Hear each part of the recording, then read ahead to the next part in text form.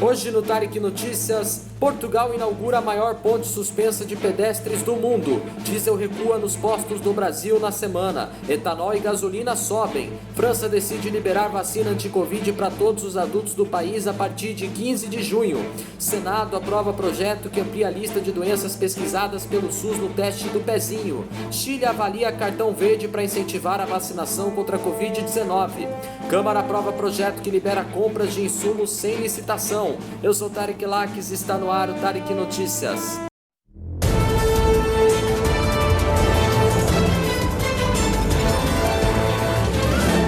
Boa noite.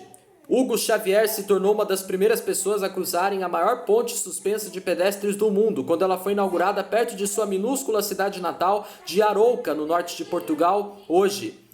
Xavier disse, abre aspas, aí, lá vamos nós, fecha aspas. Disse Xavier, de 42 anos, ao criar coragem para caminhar pela passarela de grade de metal transparente de 516 metros de comprimento. Ele estava com sua companheira e um guia turístico. Escondido entre montanhas repletas de rochas e cobertas de folhagens verdejantes e flores amarelas dentro da Arouca Geoparque, a ponte está 175 metros acima do veloz rio Paiva. A paisagem é calma, mas a travessia não é para pessoas de nervos fracos. Sustentada por cabos de aço e duas torres maciças de cada lado, ela balança um pouco a cada passo. A ponte só abriu para moradores locais no primeiro dia, mas a partir de segunda-feira qualquer pessoa pode agendar uma visita. Os moradores esperam que a atração, que custou cerca de 2 milhões e 800 mil dólares, o equivalente a 15 milhões de reais, e levou cerca de 2 anos para ser erguida, ajude a ressuscitar a região, especialmente depois da pandemia devastadora de Covid-19.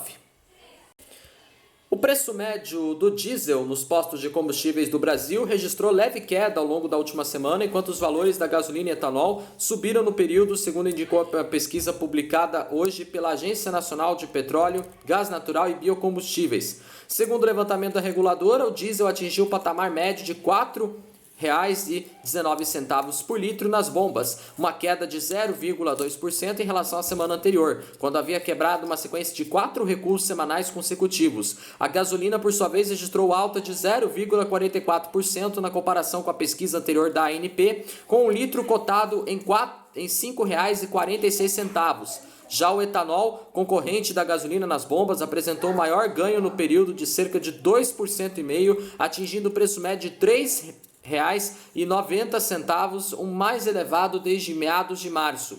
Isso ocorre em meio ao início lento da safra de cana-de-açúcar, principal matéria-prima do biocombustível no centro-sul do país. Segundo dados da Associação Única, a moagem de cana na primeira quinzena de abril ficou 30% abaixo da registrada em mesmo período de 2020 na região. No mês de abril, de acordo com os dados publicados semanalmente pela ANP, o valor médio do óleo diesel acumulou queda de 0,75%. A gasolina subiu 0,25% e o etanol apurou alta de 0,72%.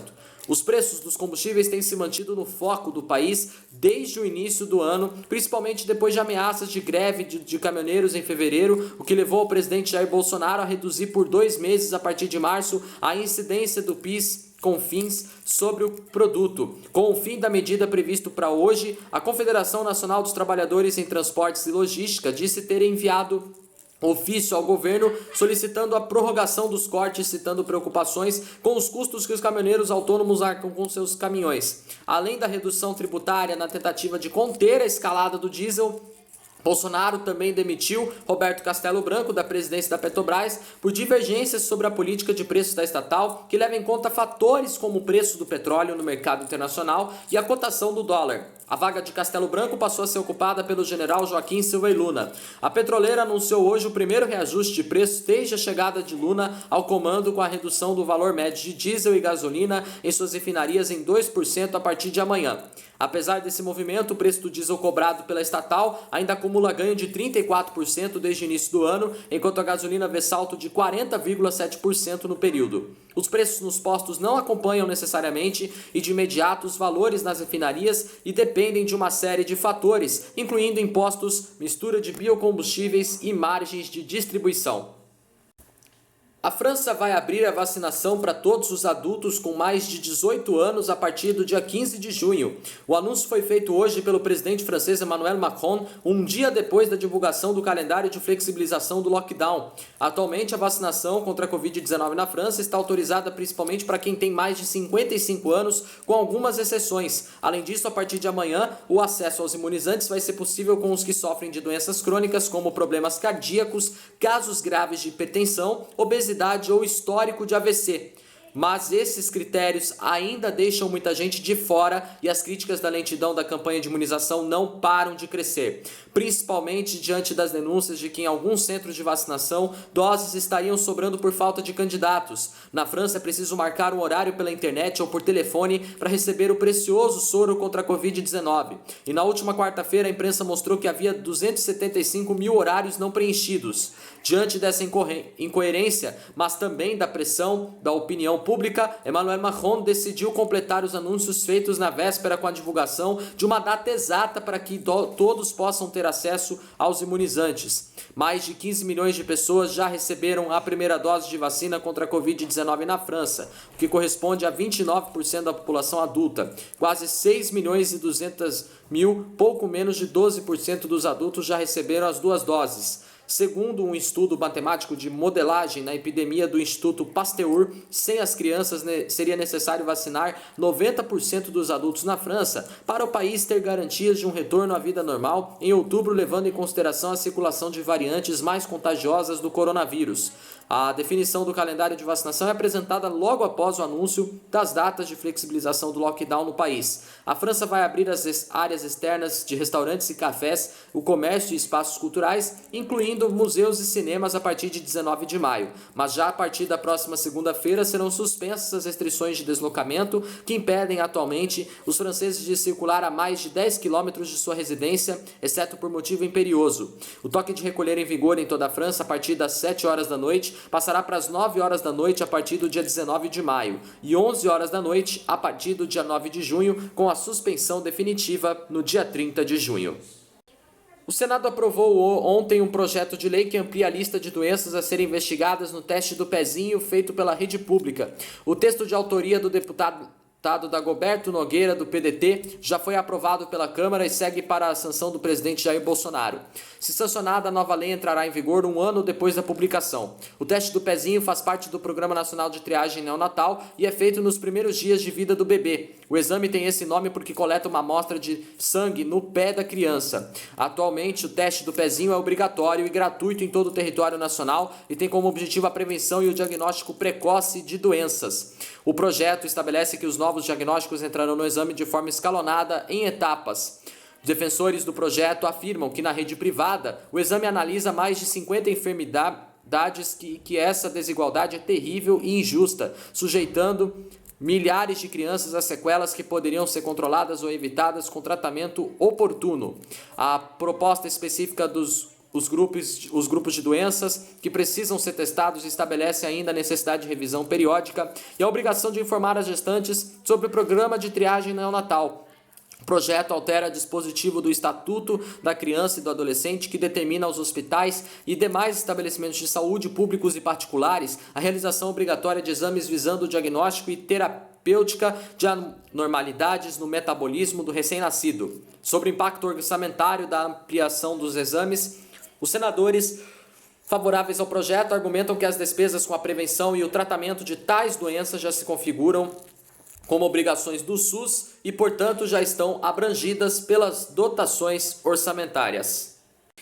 As autoridades de saúde do Chile estudam a implementação de um cartão verde para as pessoas que concluíram o processo de vacinação contra a Covid-19, o que deve encorajar os cidadãos a se vacinarem, disse o ministro da Saúde do país ontem. O Chile, que nas últimas semanas sofreu uma redução no ritmo de seu programa de vacinação, se juntaria a países como Israel nesse tipo de documento que permite o acesso a academias, teatros e hotéis, entre outros locais. Está sendo analisado um cartão que certifica que alguém está vacinado com as duas doses e com mais de 14 dias depois da segunda, segundo afirmou o ministro da Saúde, Henrique Paris, em entrevista coletiva. A medida é inspirada no exemplo de Israel, que criou um certificado para liberar imunizados para viajar sem testes e frequentar cinemas, restaurantes e locais de aglomeração sem restrições, o que incentivou a busca por uma vacina.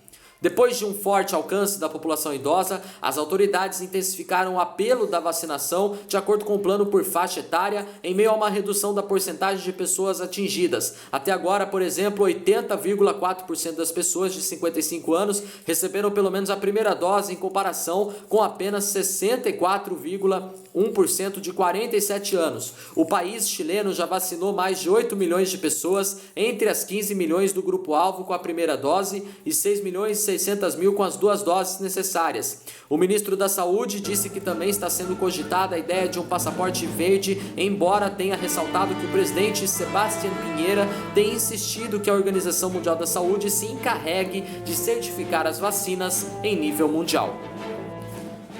A Câmara dos Deputados aprovou ontem um projeto de lei que permite ao governo federal, estados e municípios dispensarem a realização de concorrência para comprar medicamentos, insumos e contratar serviços utilizados no tratamento hospitalar de infectados pelo novo coronavírus. O texto vai agora para análise do Senado. Segundo o projeto, enquanto vigorar a pandemia, a administração pública direta e indireta dos entes de federação poderá realizar contratos e outros instrumentos sem precisar abrir licitação.